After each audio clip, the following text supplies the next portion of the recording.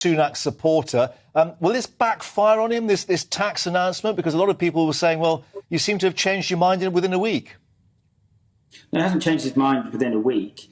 Well, the public finances are what they are right now, and we don't believe that offering 30 to 40 billion pounds of unfunded tax cuts would be responsible at a time of significant risk of higher inflation. We've got the highest inflation rate for 40 years. But what Rishi set out very clearly is a plan to get more business investment, to do that through increasing incentives for investment in business growth.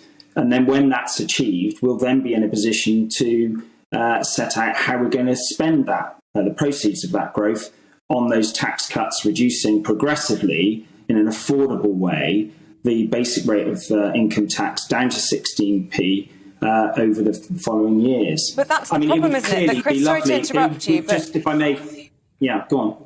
Well, I just wanted to say therein lies the problem. You know, once that's achieved, he's saying he would make these cuts. But how does he know when inflation's going to go down? And it comes back to this whole idea of fairy tale economics, which is exactly what he had criticised. Yeah, and that's why that rejection of fairy tale economics is why he's not doing, which would obviously make him much more popular in the very short term, unfunded tax cuts in the short term.